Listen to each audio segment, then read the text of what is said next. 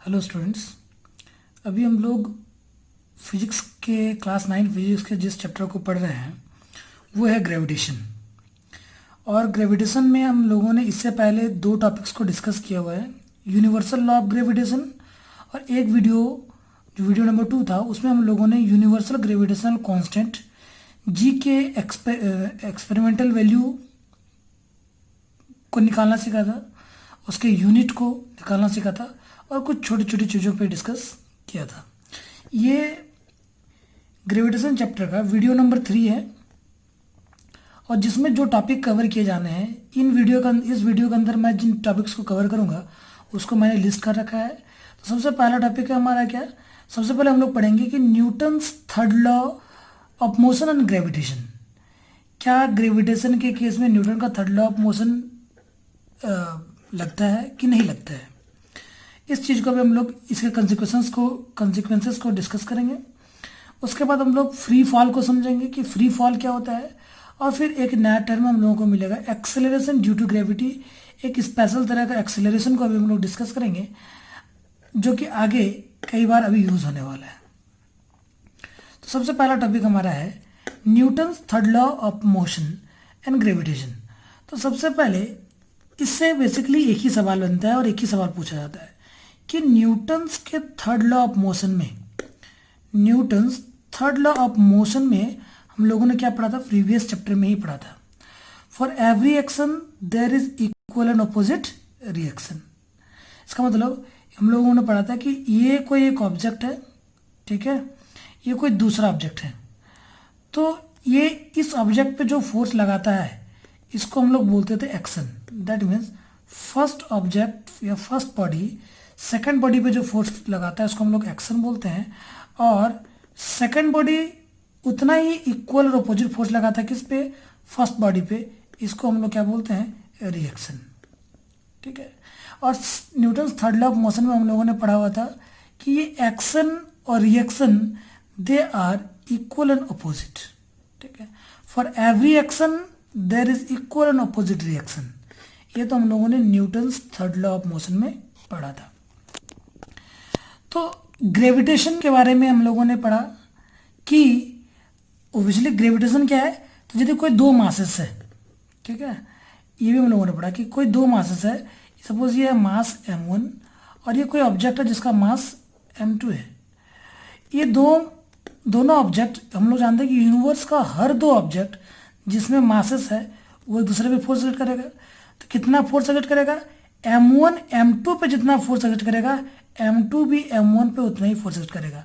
मतलब दोनों force of attraction होता है, मतलब कि m2 m1 को जितने फोर्स अपने ओर अट्रैक्ट करता है m1 भी m2 को अपनी ओर उतनी ही फोर्स अट्रैक्ट करता है। चलिए ये यहाँ तक तो ये बातें समझ में आती है, लेकिन यदि आपको ये सवाल पूछ लिया जाए तो आप कहीं ना कहीं थोड़ा सा कंफ्यूज हो जाएंगे कि ये अर्थ का सरफेस है, ठीक है, अर्थ सरफेस से क्या क्या होता है कि स्टोन को ऊपर की ओर फेंका जाता है। ये अर्थ सरफेस है, इससे ऊपर की ओर एक स्टोन को फेंका गया, ठीक है। ओब्वियसली ये स्टोन अब वापस आने लगता है, तो वापस आने का कारण पूछा जाएगा आपको तो आप फटाक से जवाब देंगे because of the earth of the gravitation, कि अर्थ इसको अपनी ओर एक फोर्स से क्या कर लेता है, अट्रैक्ट कर लेता है। ठीक है, अर्थ इस पे एक फोर्स लगाता है और उस फोर्स की वजह से इसको अट्रैक्ट कर लेता है। तो अभी आप लोगों से पूछा जाए कि भाई ये स्टोन ही आके नीचे क्यों गिरता है। यदि ये अर्थ स्टोन पे फोर्स लगाता है तो स्टोन नीचे आके गिर जाता है। तो जितना फोर्स अर्थ, हम लोगों ने यूनिवर्सल ऑफ इसमें पढ़ा है, अभी अभी यहाँ पे डिस्कस किया कि m1 m2 पे जितना फोर्स लगाएगा m2 m1 पे उतना ही फोर्स लगाएगा। दैट मीन्स ये अर्थ स्टोन पे जितना फोर्स लगाएगा स्टोन भी अर्थ पे उतना ही फोर्स लगाएगा। दैट मीन्स ये इस पे जितना फोर्स लगाएगा ये भी उस पर उतना ही फोर्स लगाएगा। तो जब ये दोनों फोर्स एक दूसरे के इक्वल है तो हमेशा हम लोग देखते हैं कि भाई स्टोन ही नीचे आके गिरता है, अर्थ कभी ऊपर नहीं आता है। तो इस सवाल का जवाब हम लोग अभी ढूंढने की कोशिश करेंगे।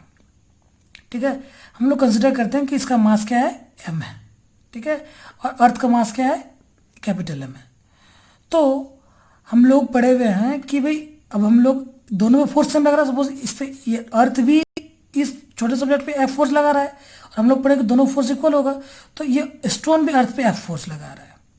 ठीक है, तो अभी हम लोग सबसे पहले निकालेंगे कि इस फोर्स एफ की वजह से जो कि अर्थ लगा रहा है स्टोन पे, ये जो फोर्स है एफ जो अर्थ लगा रहा है किस पे, स्टोन पे, तो इसकी वजह से स्टोन पे कितना एक्सेलरेशन प्रोड्यूस होगा, इस चीज को पहले हम लोग देखेंगे। एक्सेलरेशन कितना प्रोड्यूस करेगा, तो यहाँ पे ए जो इक्वल्स टू क्या हो जाएगा, एफ बाई एम। ठीक है, और सपोज यहाँ पे हम लोग एक्सेलरेशन निकालेंगे कि ये फोर्स जो कि स्टोन लगा रहा है अर्थ पे, ये फोर्स ठीक है सेम है, ये कितना एक्सेलरेशन प्रोड्यूस करेगा, तो हम लोग जानते हैं कि एक्सेलरेशन सपोज ये करते हैं हम लोग क्या, A dash is equals to F by mass of the अर्थ।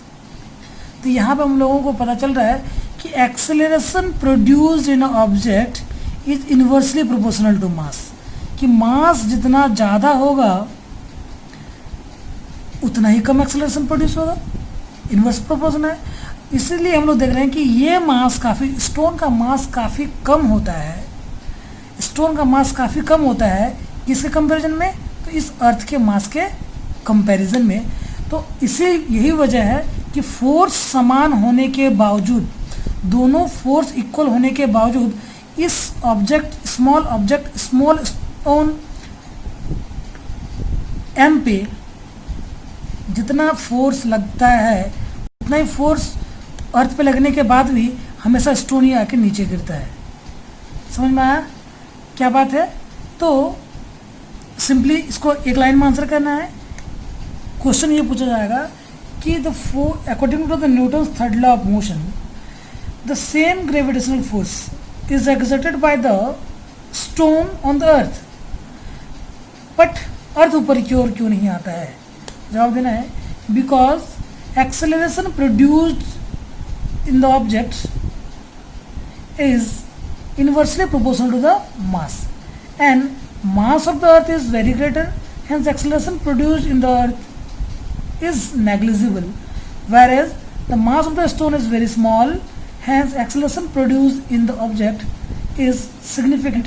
और इसीलिए क्या होता है, नीचे की ओर आके गिरता है, अर्थ ऊपर की ओर नहीं जाता है, दोनों एक दूसरे पे समान फोर्स लगाने के बावजूद। तो ये Newton's third law of motion से जो कॉन्सिक्वेंसेस क्रिएट हुए उसका हम लोगों ने सॉल्यूशन भी पढ़ा और सारी चीज़ों को डिस्कस किया। तो इसके बाद अभी हम लोग दूसरा टॉपिक पाएंगे, फ्री फॉल। कि फ्री फॉल क्या होता है, नाम से ही आ रहा है फ्री फॉल, मतलब कि जो फ्रीली फॉल होगा, किसी भी दूसरे के प्रेशर में आके फॉल नहीं होगा, किसी भी दूसरे के दबाव में आके फॉल नहीं होगा, उसी को फ्री फॉल बोलेंगे सिंपली। तो फ्री फॉल का डेफिनेशन होता है, फ्री फॉल बोलते हैं कि एक ऑब्जेक्ट को बोलेंगे फ्रीली फॉल कर रहा है कि जब वो object only fall under the influence of gravity, under the influence of gravity. जब कोई ऑब्जेक्ट सिर्फ ग्रेविटी के अंडर फॉल करता है, सिर्फ ग्रेविटेशनल फोर्स के इन्फ्लुएंस में, under the influence of gravity, तो उसको हम लोग फ्री फॉल बोलते हैं, under the influence of gravitation. ठीक है, तो सबसे पहले ये सोचा जाता था कि भाई हम लोग छत पे से यदि एक कागज़ को गिराएं, छत पे से एक कागज़ को गिराएं, कागज़ के टुकड़े को नीचे गिराएं, ठीक है, पीस ऑफ पेपर, और वहीं पे हम लोग यदि एक कॉइन को गिराएं तो क्या होता है, कॉइन पहले गिर जाता है।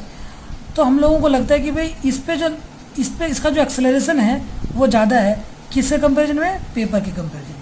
पर फैक्ट तो ये है कि इन दोनों पे जो एक्ट होने वाला एक्सेलरेशन ड्यू टू ग्रेविटी है, ये दोनों यदि फ्रीली फॉल करे तो दोनों एक दूसरे के साथ पहुँचेगा, कहाँ पे, नीचे। लेकिन कंडीशन क्या होना चाहिए, तो यहाँ पे कोई एयर रेजिस्टेंस नहीं होना चाहिए। ठीक है, दैट मीन्स जब भी कोई ऑब्जेक्ट फ्रीली फॉल करता है तो उसका जो ग्रेविटी है उस पर जो एक्सेलरेशन प्रोड्यूस होता है वो मास पे डिपेंड नहीं करता। इस चीज़ को अभी हम लोग कंक्लूड करेंगे, इस चीज़ को अभी हम लोग डिस्कस करेंगे कि यदि एयर रेजिस्टेंस ना होता तो ये पेपर का टुकड़ा और ये कॉइन दोनों साथ में पहुंचता। कहाँ पे? ग्राउंड पे। क्यों? क्योंकि किसी भी ऑब्जेक्ट पे, फ्रीली फॉलिंग ऑब्जेक्ट पे एक्ट करने वाला जो ग्रेविटी होता है वो हमेशा सेम होता है, वो मास पे डिपेंड नहीं करता है।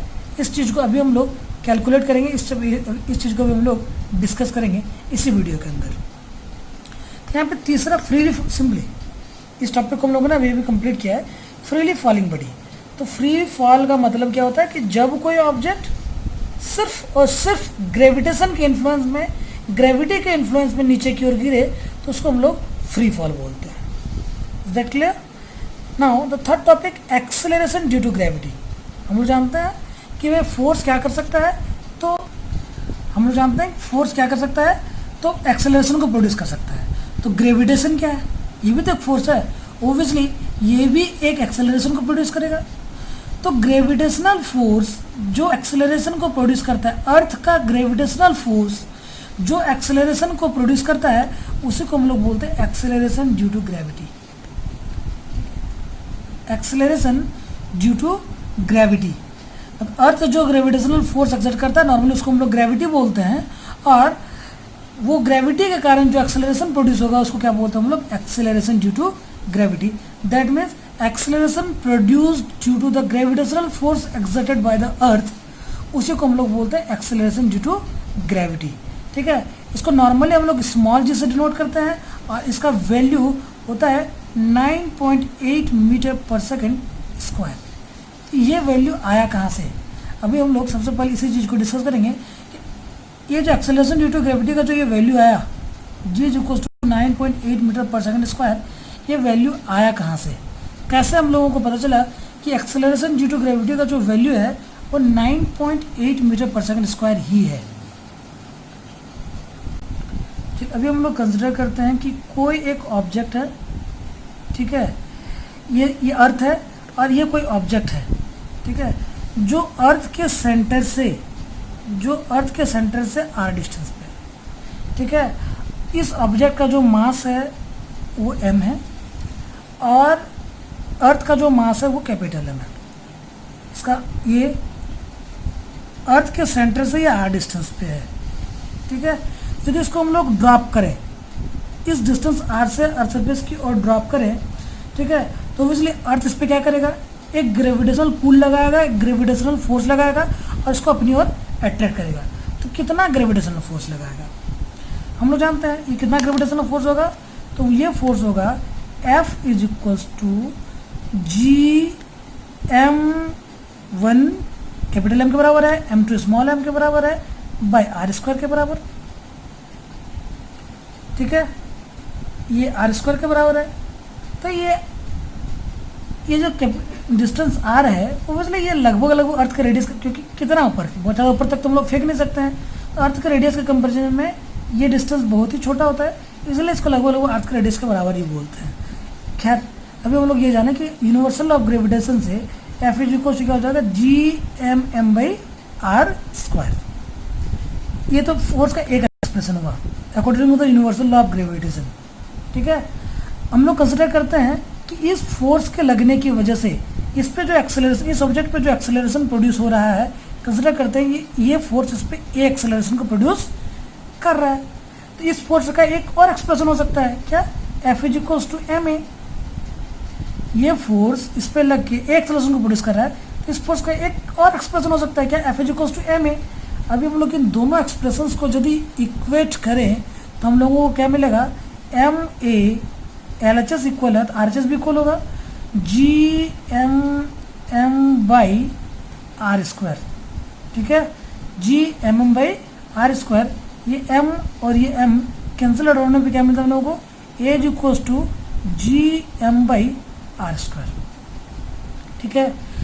This is the acceleration produced by the gravitational pull of the earth. ये वो एक्सेलरेशन है जो ग्रेविटेशनल फोर्स प्रोड्यूस कर रहा है किस पे?